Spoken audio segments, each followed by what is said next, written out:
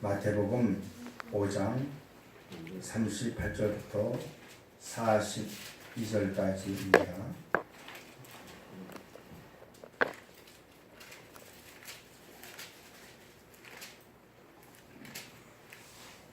기도하겠습니다. 또 눈은 눈으로 이는 이로 갚으라 하였다는 것을 너희가 들었으나 나는 너희에게 이르노니 악한 자를 기득하지 말라. 누구든지 내 오른뺨을 치거든 왼뺨도 돌려내며 또 너를 고발하여 속옷을 가지고자 하는 자에게 겉옷까지 가지게 하며 또 누구든지 이로 억지로 오리를 하게 하거든 그 사람과 시비를 동행하고 내게 구고자 하는 자에게 주며 내게 구하는 자에게 주며 내게 구고한 자에게 거절하지 말라.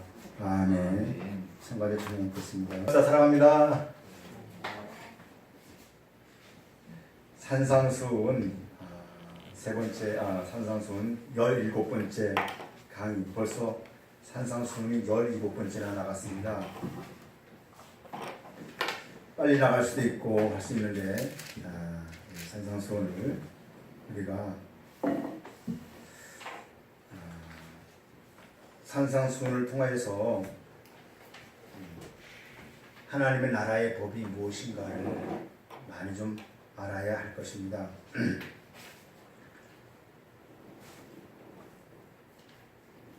산상수훈은 그냥 도덕과 윤리가 아니고 율법 시대를 넘어서 은혜 시대 안에 들어와서 삶을 사는 하나님의 나라에 대한 복음입니다. 우리는 그 산상수훈을 그냥 윤리적으로 많이 해석을 합니다.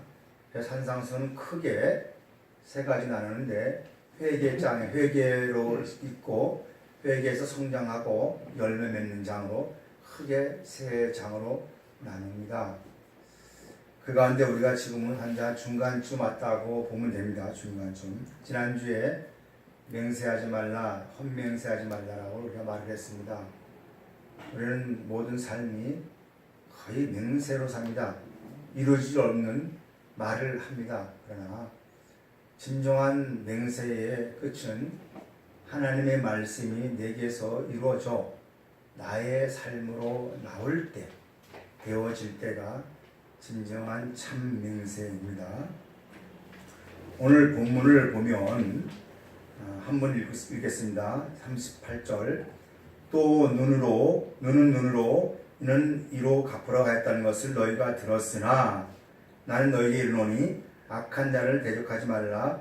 누군지 내 오른뺨을 치거든 왼편도 돌려대며. 참 이게 어려운 말입니다. 여러분과 제가 악한 자가 와서 오른뺨을 때렸어요. 한 오른뺨 때리면 왼뺨 때려줄 맞을 자신 있습니까? 여기 없죠. 그런데 성경은 그렇게 합니다. 참 힘들어요. 이거를 문자대로 성경대로 오늘 성경대로 말하는 사람들에게 제가 말합니다. 이거 성경대로 말하면 이거 그대로 지켜야죠. 못 지키면서도 자기의 상황 따라서 성경대로 말한다고 그래 거짓말과 이선된 삶을 살지 않습니까? 우리가 좀 의식이 높은 단계에 올라가서 상대방들의 말과 이런 것들을 걸러들고 분별할 수 있는 분별심이 좀 있기를 바랍니다. 이거는 어떻게 또 더 황당한 것은 너희에게 속옷을 달라면 겉옷까지 달래요. 여러분 겉옷은 줄 수 있다고 해요. 그죠? 속옷 줄 수 있습니까? 남자나 여자나 속옷, 특히 남자분이 여자한테 가가지고 당신 속옷 주시오. 어떻습니까? 이 사람 미친 사람 아니야? 이렇게 말할 수 있겠죠? 이거를 문자적으로 성경적으로 읽는다면, 성경대로 한다면, 또 이거는, 비율에, 영의 해석으로 해석했는데, 어느 때는 영의 해석이고, 어느 때 문자고, 이게 자기의 입맛대로 성경을 해석하고, 입맛대로 골라먹는 겁니다. 모든 성경은 통일성이 있어야죠. 이러듯이 오늘 지혜로운 사람들 되기를 바랍니다. 악한 자, 그리스도 안에 넘어온 자들, 율법을 지나서 새로운 삶, 영 안에 들어온 사람은 율법을 부조하는 것이 아니고 율법이 더 강화되어서 삶으로 사는 겁니다. 그래서 율법으로 삶으로 살아가는 동안에, 은혜로 살아가는 동안에 악한 자가 옵니다. 악한 자가. 그러면 너희는 악한 자가 오면 와서 너희에게 빵을 치면 왼빵 오른빵을 치면 왼빵 걸려더라. 그럼 악한 자가 뭘까요? 악한 자가. 성경에 악한 자가 우리 주기도문에서 악으로부터 우리를 구원할 수 있지 않습니까? 악으로부터. 다음 주에부터는 우리가 고대하던 여러분은 고대할지 모르지만 저는 고대하던 주기도문을 다음 주부터 기도에 대해서 이제 설교가 나갑니다. 말씀이 나갑니다. 기도. 악한 자가 무엇인가? 내 기준에서 악한 자가 아니고 하나님의 나라의 기준에서 악한 자를 볼 수 있는 성경 지명이 있었으면 좋겠습니다. 누가복음 11장 29절을 우리 한번 찾아봅시다. 누가복음 11장 29절. 예수께서 이르시되 오히려 하나님의 말씀을 듣고 지키는 자가 복이 있느니라 하시니라. 이 말씀이 왜 나왔냐면 예수님께서 하나님의 말씀을 전하고 많은 기적과 이적을 베푸니까 종교인들, 유대인들이 하는 말이 예수님이 복 있는 것이 아니고 여자가 복 있다, 젖먹이는 태가 복 있다 그랬습니다. 즉 마리아 숭배사상, 즉 예수님의 그 일을 인정하지 않고 마리아가 복 있대요. 오늘 어느 교단 그것도 같죠. 근데 예수님이 아니다, 나를 낳아준 여자가 복 있는 게 아니고, 잘 들어야 됩니다. 여기 있는 목사가 복 있는 게 아니고 하나님의 말씀이 복 있다는 거예요. 우리가 복 있는 게 아니고 하나님의 말씀이 복 있다. 그리고 더 나가서 하나님의 어디냐면 29절 21절 29절에 보면 예수 그리스도의 우리가 이 말씀 듣고 그다음에서 우리가 모였을 때 예수께서 오히려 하나님의 말씀을 듣고 어떻게 해요? 시키는 자. 듣는 것으로 끝나지 말고 시키는 자가 복 있다. 그러면서 무리가 모였을 때 예수께서 말씀하시되 이 세대가 악한 세대라. 표적을 구하되 요나의 표적 밖에는 볼 표적이 없느니라. 그럼 악한 세대가 누굽니까? 요나의 표적 외에 다른 표적을 구하고 하나님의 말씀은 듣되 지키지 않는 세대를 무슨 세대? 악한 세대. 여러분, 저나 여러분, 여기 뭐 나왔습니까? 우리가 그냥 적당하게 교회 지키고, 날짜 지키고 온 것이 온다면 악한 세대가 될 수 있죠. 하나님의 말씀을 듣고 그 말씀을 따라 삶을 살아가는 것. 요 문 밖에 나가면 새로운 현상이 딱 도달합니다. 여기 있을 때는 이 보이는 현상 속에서 내가 하나님의 말씀을 지켜야지. 딱 결단하다가 딱 문 밖에 나가면 우리 앞에 수많은 현상들이 지나가야 안 지나갑니까? 지나가는 그 현상에 우리 또 파묻혀서 말씀을 싹 잊어버려요. 이게 생각에 머무는 겁니다. 그 현상이 와도 그 현상 속에서 중심 속에서 하나님의 말씀을 통하여 내가 삶을 살아갈 때 그것이 말씀이 육신된 하나님의 영광이죠. 그렇게 되어졌으면 좋겠어요. 그래서 악한 자가 왔다. 이것은 요나의 표적 외에, 요나의 표적은 다른 게 아니지 않습니까? 물고기 뱃속에 들어갔다 밤낮 3일 동안 있다 나왔잖아요.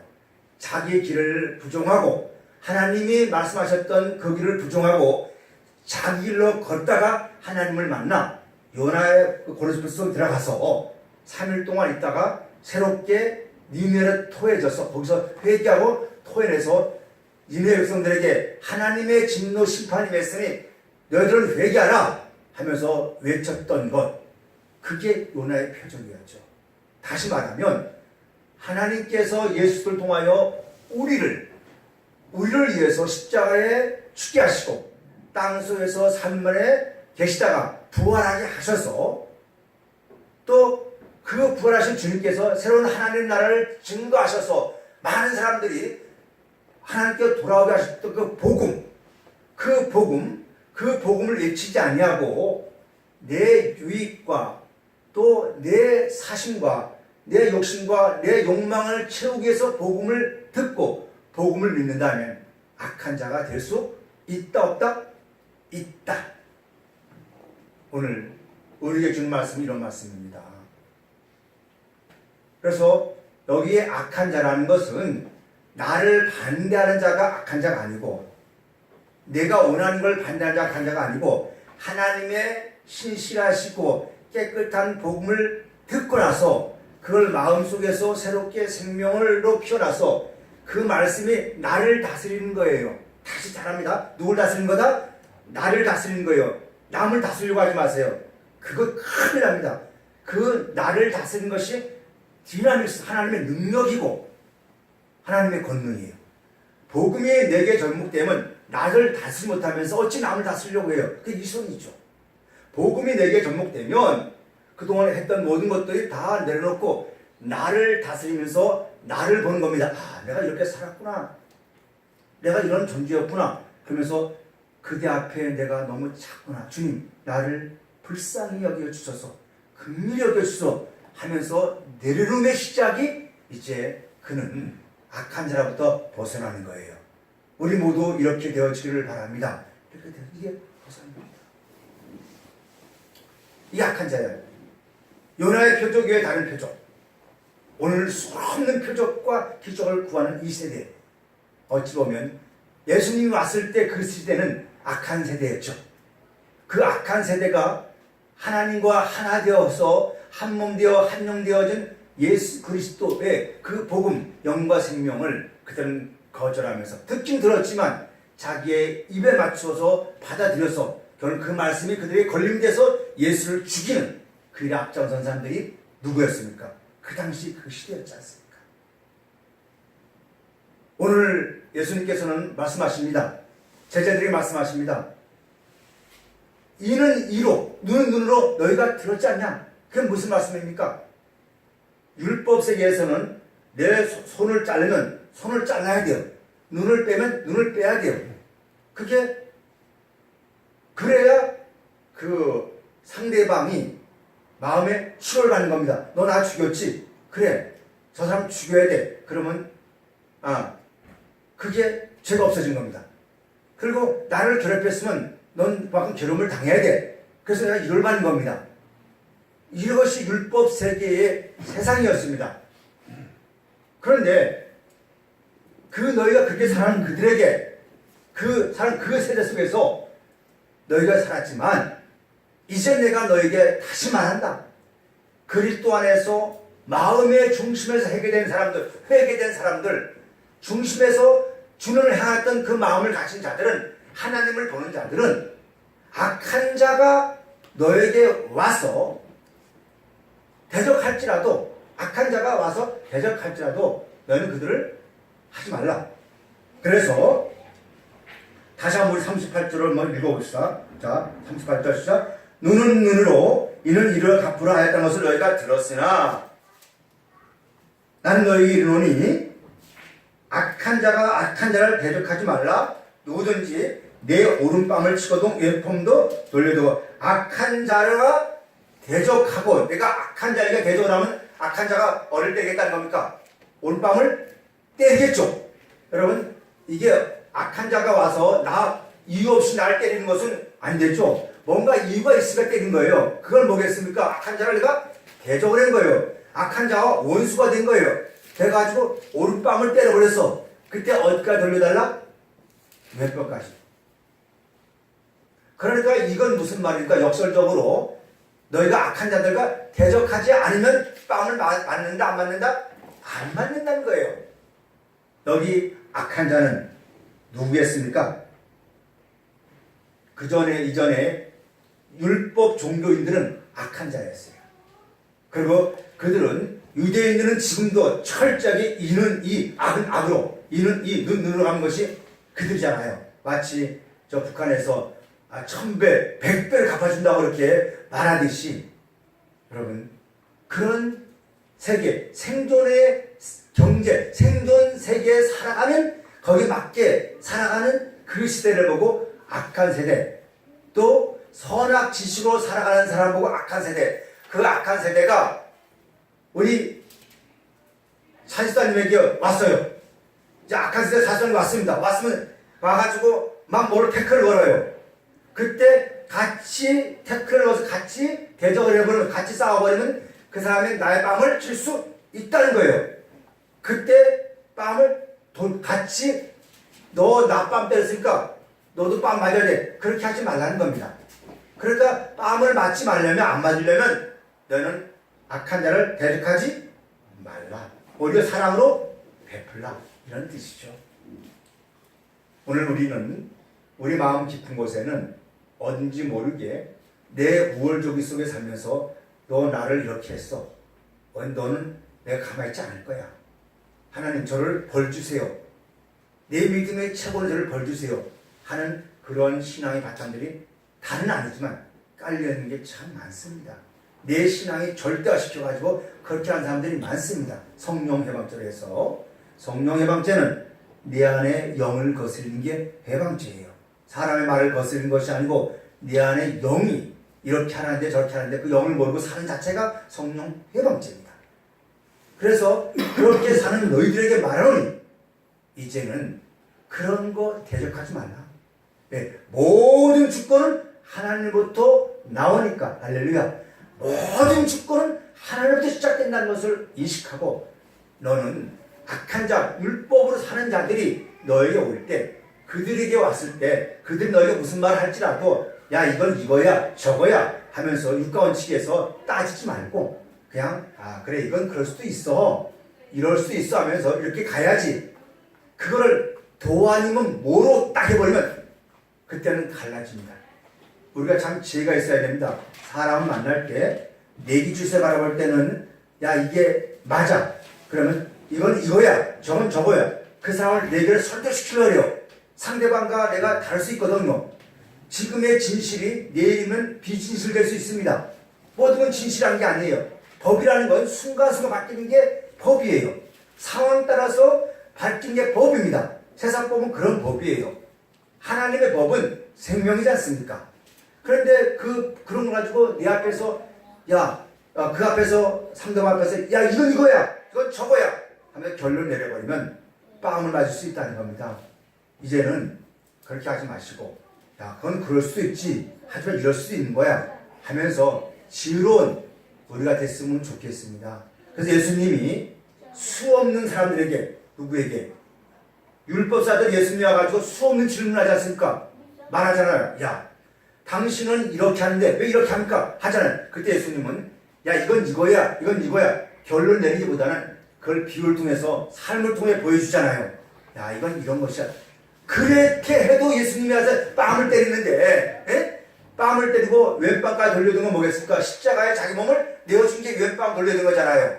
오른뺨은 그 삶을 할 때 많이 맞았잖아요. 그러나 왼뺨의 결론은 뭐십니까? 왼뺨은 구원받은 자들에서 구원받은 십자가의 죽음이잖아요. 자신을 내어줬잖아요. 이러듯이 그렇게 돼 뺨을 맞는데 그냥 이거야 저거야 모두에 간절하면 나중에는 그냥 나만 하지도 않겠죠. 여러분 지혜로운 사람 되길 바랍니다. 악한 자를 대적하지 말고 그 속에서 지혜롭게 우리가 살아가서 그 속에 하나님의 복음이 들어가도록 들어갈 수 있도록 애쓰는 저와 여러분 됐으면 좋겠습니다. 두 번째 40절을 보겠습니다. 40절 시작 같이 읽겠습니다. 시작. 또 너를 고발하여 속옷을 가지고자 하는 자에게 고도까지 가지게 하면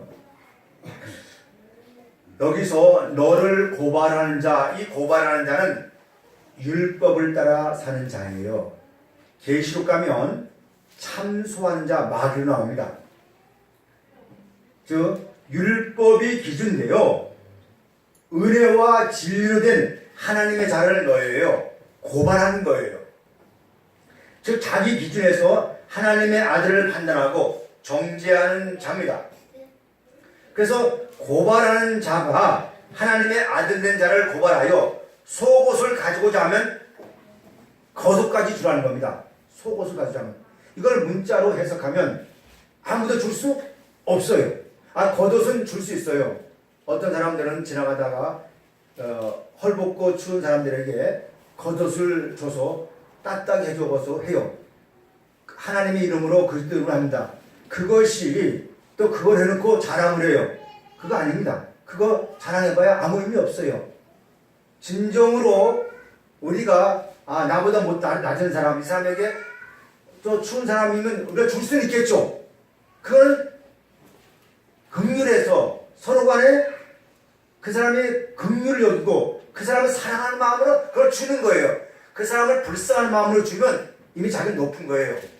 절대로 그 사람을 불쌍해서 주려고 하지 마세요. 동정식으로 모든 걸 베풀려고 하지 마세요.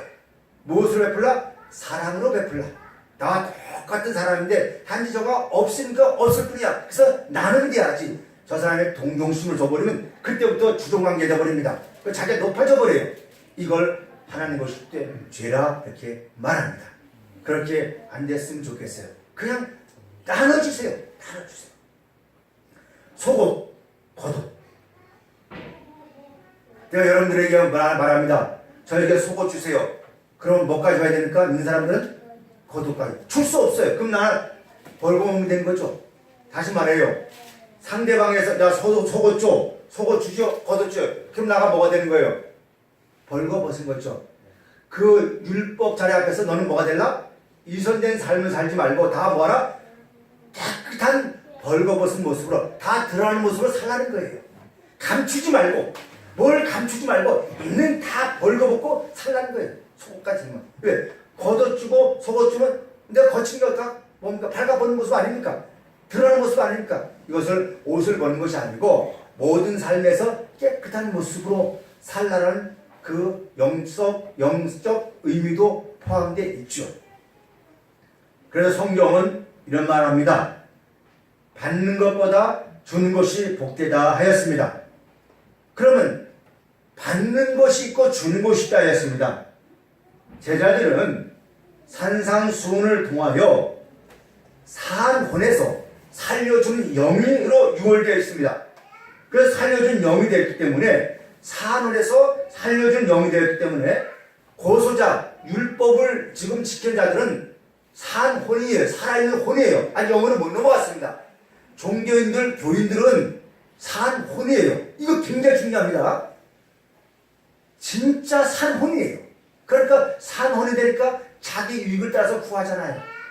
살려주는 영이 된 사람들은 자기 유익을 따라 살지 아니하고 어떻게 상대방이 하나님을 알아서 같이 더불어서 나눔되게 오네요. 영이 된 사람들은. 그래 제자들은 산 영이 된 사람들이라 그들에게서 고소자가 오면 속옷을 달래요. 겉옷까지 올라. 그러면 속옷과 겉옷은 이런 옷이 아니고 자기 안에 이루어진 어떤 것들이죠. 이런 징조들을 좀 알고 성경을 해석했으면 좋겠어요. 오늘 제가 차시사님을 얘기하는 것은 그냥 좋아서 얘기하는 겁니다. 내가 차시사님이 말씀합니다. 집사님 저에게 속옷 주세요. 그러면 속옷 주려고 하지 마시고 집사님 안에 몸을 보호하는 속옷 있을 거 아닙니까? 집사님 몸을 보호하는 거 있겠습니까? 그걸 주라는 거예요. 또 겉을 보호하는 게 있지 않습니까? 사람은 마음이 뭡니까? 겉마음과 속마음이 있어요. 겉마음을 보호하는 걸 주고 속마음을 보호하는 걸 상대방에 주라는 거예요. 그러면 통틀어서 이걸 말한다면 영과 생명을 그들에게 주라는 것이죠. 율법 아래 있는 자, 고소 아래 있는 자는 아직 영과 생명을 모르고 있으니까 그 사람이 와가지고 나에게 이걸 줘. 너 속옷 나에게 좀 생명 줘봐. 그래 이 생명 주고 그러면 겉옷까지 다 준 거예요. 이것을 이사야서 61장에서는 이렇게 말씀하고 있습니다. 우리 이사야서 61장 10절을 다시 한번 봅시다. 구원의 관점에서 이 말씀을 우리 한번 해석하겠습니다. 이사야서 61장 10절 같이 한번 읽어봅시다. 이사야서 61장 10절을 같이 읽겠습니다. 자, 내가 여호와로 인하여 크게 기뻐하며 내 영혼이 나의 하나님으로 인하여 즐거워하리니 내 영혼이 나의 하나님을 인하여 즐거워하리니 이는 그가 구원의 옷으로 내게 입히시고 이 구원의 옷이 속옷입니다. 속옷. 구원의 옷이 무슨 옷? 속옷. 내게 입히시고 의의 겉옷으로. 그래서 겉옷은 의입니다. 내게 도하심이 신랑이 사모를 쓰며 신부가 자기 고물을 단장함 같게 하셨습니다. 내 영혼에 대해 이사야가 말하기를 내 영혼에 대해 왔는데 겉옷은 의는 뭐겠습니까? 내 삶의 모습이잖아요. 그리고 속옷은 구원이다. 그러니까 내 속에 하나님의 영이 있는 가정을 보고 속옷이라 표현하고, 그리고 그 구원의 옷, 하나님의 영이 있고 생명이 있는 아들됨이 그 아는 것을 알고 나서 삶으로 살아가는 것이 무슨 겉옷, 이 얘기입니다. 그러니까 고소한 자가, 집사님에게 고소한 자가 속옷을 달라면 자기 안에 있는 너 안에 하나님이 계셔, 너 안에 말씀이 계셔, 그 말씀 너를 이끌어가는 거야, 그 말씀을 알아가, 이렇게 해서 말해주니까 그 사람이 그걸 알았어요. 깨달았어요. 그럼 그걸 깨닫고 난 다음에 하나를 더 줘야 돼. 뭘 줘야 됩니까?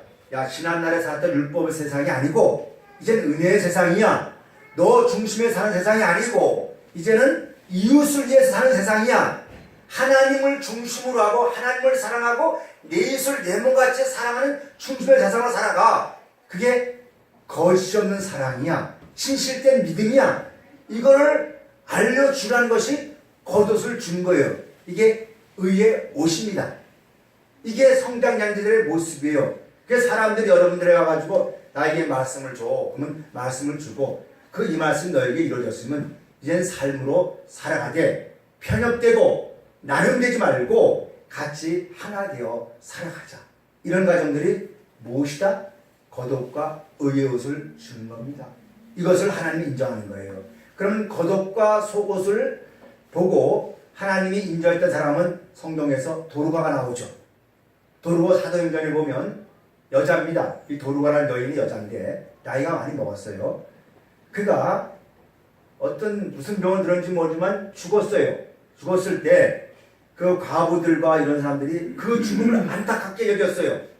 그러자 예수님의 제자 베드로가 그 앞을 지나가다 이 소리를 듣고 나서 그 과부들이 베드로를 붙잡고 와서 겉옷과 속옷을 내어주면서 이 도르가가 생전에 이런 일을 했습니다. 이 여인을 좀 살려주세요. 라고 그 증거물로 겉옷과 속을 줬더니 베드로가 그 여인을 살렸어요. 우리에게 주는 증거는 뭐겠습니까? 아버지 앞에 가서 영원히 살 것은 여러분 속에 있는 생명과 겉옷과 속옷을 주고 줄 때 우리가 그 앞에서 영원히 사는 것을 지금 보여주는 징조죠. 그 징조죠. 즉 인간 관계성 속에서는 우리가 사업도 할 수 있고 뭐도 할 수 있어요. 그건 세상 사람 생존의 세계잖아요. 생존의 세계잖아요. 그러나 하나님과의 관계성 속에서 저와 여러분 속에서는 말씀의 관계성으로 나갈 때는 겉옷을 줄 때 속옷을 주고 그것을 서로 나눔이 되어서 우리 몸을 보호하는 겁니다. 보호해주면 그것으로 인해서 하나님 인정되어 영원한 하나님의 우편에 앉을 것을 우리에게 약속하셨습니다. 그 약속의 언약을 우리가 믿어질 때 우리의 삶은 분명히 변화가 됩니다. 세상을 바라볼 때도 분명히 변화되고 세상을 바라보고 또 이웃을 바라볼 때도 분명히 내 중심에서 아니고 하나님이 저들 속에 긍휼을 베풀게 하옵소서라고 말할 겁니다. 그게 겉옷과 속옷을 준 겁니다. 계시록 5장에 보면 하나님의 오른손에 두루마리가 있습니다. 그 두루마리 7인을 봉했습니다. 이 7인을 봉한 두루마리, 그 두루마리는 하나님의 인침을 받은 하나님의 백성들이잖아요. 그걸 뛸 수가 없으니까 이 요한에 앉아서 크게 통성을 하고 울었어요. 울었을 때 천사가 와서 요한아 울지 말라. 죽음을 이기시고 생명을 살아나신 유다 지파 어린 양이신 예수가 그 인을 뛸 것이다. 그래서 그 무리들이 허다한 무리가 돼서 하나님의 제사장이 되어서 하나님을 찬양할 것이다 라고 말을 했습니다. 무슨 우리가 주는 교훈일까요? 우리 속에 인봉되어 있는 것, 그것을 어린 양이 떼어줄 때 내 속에 모든 것이 드러내지면 다 드러내기 시작하면 그때서 그 앞에서 생명으로 드러날 때 내 이름이 그 속에 기록되고 너의 이름이 기록돼서 다 하나가 되는 은혜가 되잖아요. 그러니까 여러분과 제가 그리스도의 사람이라면 하나님의 영이 우리 속에 거한다면 이제 이 산상에서 여기까지 왔으면 최소한의 속옷을 주면 거룩까지 줄 수 있는 성장된 모습으로 살아가길 바랍니다. 각 처소에서 나가서 복음을 전하면서 내 중심이 아니고 야 이를 해. 그러면 알렸게 돼. 그러면서 알려줄 때 그들이 그 은혜를 알면 살아나면 나도 기쁘고 여러분들도 기쁘고 모두가 기쁨되고 하나님의 기쁨이 되잖아요. 이 은혜가 있었으면 좋겠습니다. 다음에 우리 더 보겠습니다. 자, 더 읽읍시다. 어디 보시냐면 마태복음 5장 41절 봅시다. 41절 같이 읽읍시다. 시작. 또 누구든지 너를 억지로 오리로 가게 하거든 그 사람과 심리를 동행하고. 오늘 그럽니다. 차 집사님 오늘 내가 묻습니다. 집사님 저랑 같이 함께 오리 갑시다.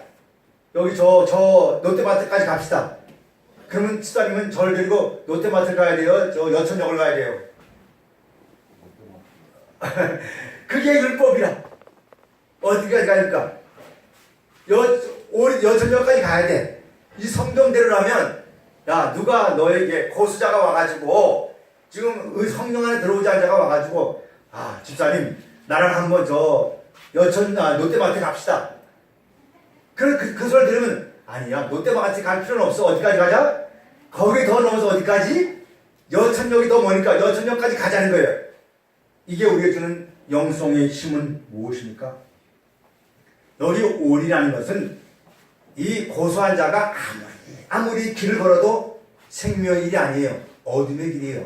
그 고소자가 오리를 건득 심리를 건다 해도 그 길은 어둠의 길이에요. 종교의 길이에요. 자기의 유익이고 사망의 길이에요. 근데 여기에 심리를 동행한 자는 성령 안에서 은혜 안에 들어온 영생의 길이잖아요. 그 은혜 안에 들어온 그가 심리를 가게 되면 오리는 율법의 종착역이면 심리는 은혜의 종착역이잖아요. 그러니까 오리와 심리를 이런 오리와 심리를 보지 마시고 하나님의 나라에서 율법이냐 은혜냐 사망이냐 생명이냐 이걸 나눴을 때 우리에게서 이게 나눠져서 보여줄 때 이것이 나에게 영과 생명돼서 나의 믿음의 반성이 되잖아요. 그래서 상대방이 너에게 오리를 가게 할 때 너는 심리를 가게 해달라. 이런 것을 율법의 세계에서 은혜의 세계로 끌어들이라는 겁니다. 누가복음 24장에 보면 이게 잘 표현되어 있습니다. 누가복음 24장에 보면 예수님을 따라다니던 12제자가 있었습니다. 율법의 세계에